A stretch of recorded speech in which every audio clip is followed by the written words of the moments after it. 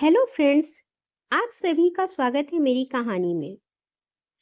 जब बुढ़ापे में अकेले ही रहना है तो औलाद क्यों पैदा करें, उन्हें क्यों काबिल बनाएं जो हमें बुढ़ापे में दर दर के ठोकरें खाने के लिए छोड़ दें। क्यों दुनिया मरती है औलाद के लिए। जरा सोचिए इस विषय पर। मराठी भाषा से हिंदी ट्रांसलेशन की गई ये सच्ची कथा है। जीवन के प्रति एक नया दृष्टिकोण आपको प्राप्त होगा। समय निकालकर अवश्य पढ़ें। हमेशा की तरह मैं आज भी परिसर के बाहर बैठे भिखारियों की मुफ्त स्वास्थ्य जांच में व्यस्त था। स्वास्थ्य जांच और फिर मुफ्त मिलने वाली दवाओं के लिए सभी भीड़ लगाए कतार में खड़े थे। अनायास सहज ही मेरा ध्यान एक बुजुर्ग की तरफ गया जो करीब ही एक पत्थर पर बैठे हुए थे। सीधी नाक, घुंघराले बाल, निस्तेज आंखें, जिस्म पर सादे लेकिन साफ सुथरे कपड़े।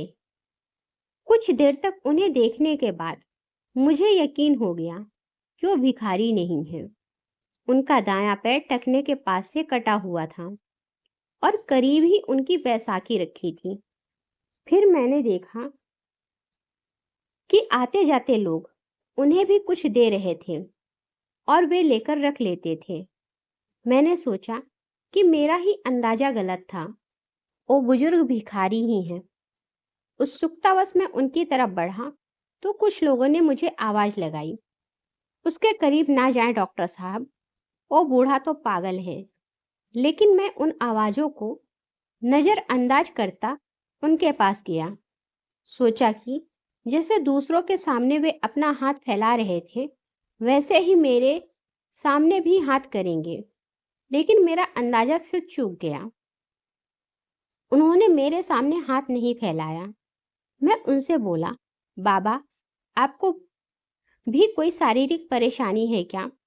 मेरे पूछने पर वे अपनी बैसाखी के सहारे धीरे से उठते हुए बोले, गुड आफ्टरनून डॉक्टर।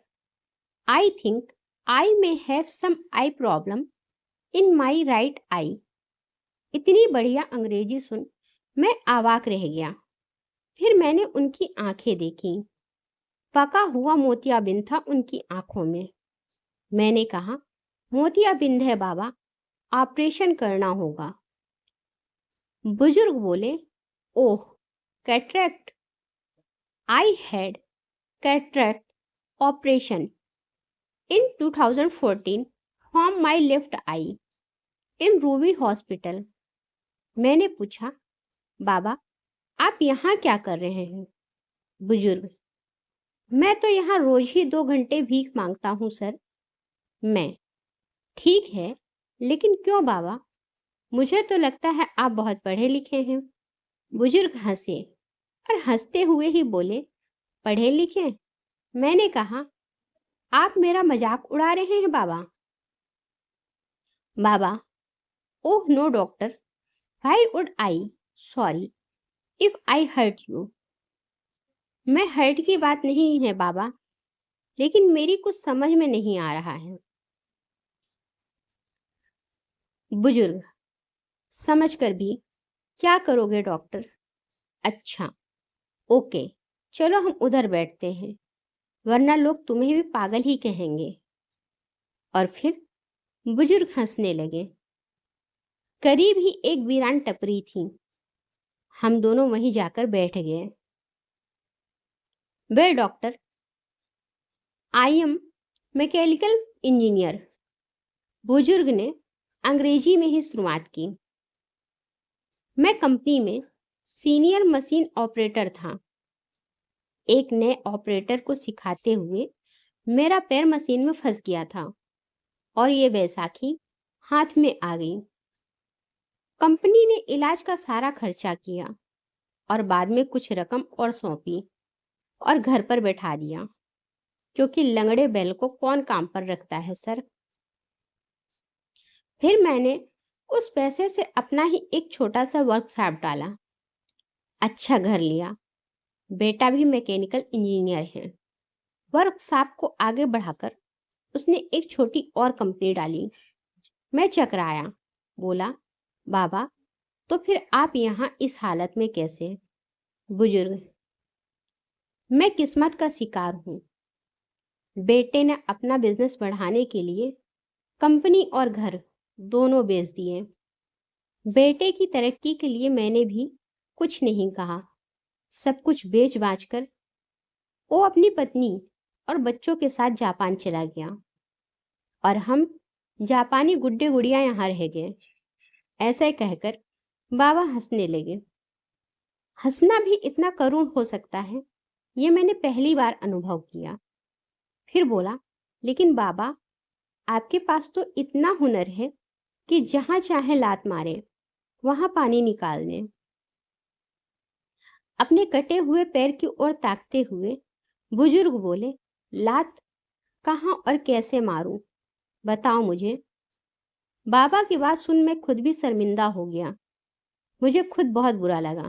प्रत्यक्षता में बोला, बाबा, आज भी आपको कोई भी नौकरी दे देगा, क्योंकि अपने क्षेत्र में आपको इतने सालों का अनुभव जो है। बुजुर्ग, यश डॉक्टर, और इसी वजह से मैं एक वर्कशॉप में काम करता हूँ। 8,000 रुपये तनख्वाह मिलती है मुझे। मेरी तो कुछ समझ ही नहीं आ रहा था। मैं बोला, तो फिर आप यहाँ कैसे? बुजुर्ग, डॉक्टर, बेटे के जाने के बाद मैंने एक चॉल में एक टीन की छत वाला घर किराए पर लिया। वहां मैं और मेरी पत्नी रहते हैं। उसे पैरालाइसिस है, उठ बैठ भी नहीं सकती। मैं 10 से 5 नौकरी करता हूँ। शाम 5 से 7 इधर भीख मांगता हूँ और फिर घर जाकर तीनों के लिए खाना बनाता हूँ। आश्चर्य से मैंने पूछा, बाबा, अभी तो आपने बताया कि घर में आप और आपकी पत्नी हैं, फिर ऐसा क्यों कहें कि तीनों के लिए खाना बनाते हूँ? बुजुर्ग, डॉक्टर, मेरे बचपन में ही मेरी माँ का स्वर्गवास हो गया था। मेरा एक जिगरी दोस्त था। उसकी माँ ने अपने बेटे जैसे ही मुझे भी पाला पोसा। 2 साल पहले मेरे उस जिगरी दोस्त का निधन हार्ट अटैक से हो गया, तो उसकी 92 साल की माँ को मैं अपने साथ अपने घर ले आया। तब से वो भी हमारे साथ ही रहती हैं। मैं अवाक रह गया। इन बाबा को तो खुद का भी बुरा हाल है। पत्नी अपंग है, खुद का एक पाँव नहीं, घर बार भी नहीं। जो था वो बेटा बेचकर चला गया और ये आज भी अपने मित्र की माँ की देखभाल करते हैं। कैसे जीवट इंसान है ये।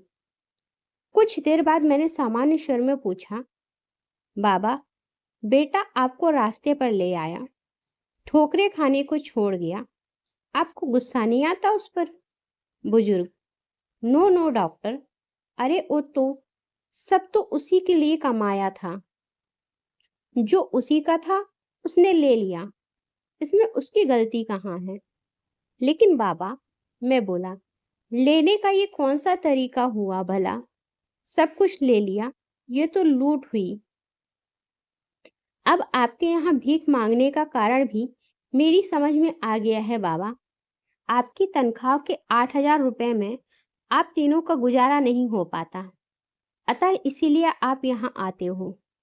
बुजुर्ग, no, you are wrong doctor.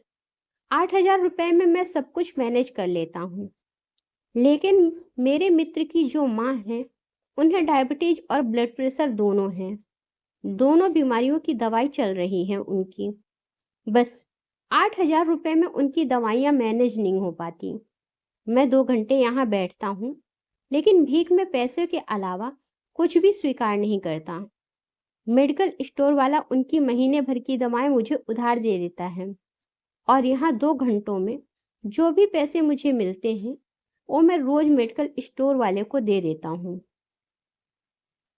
मैं अपलक उन्हें देखा और सोचा, इन बाबा का खुद का बेटा इन्हें छोड़कर चला गया है और ये खुद किसी और की माँ की देखभाल कर रहे हैं।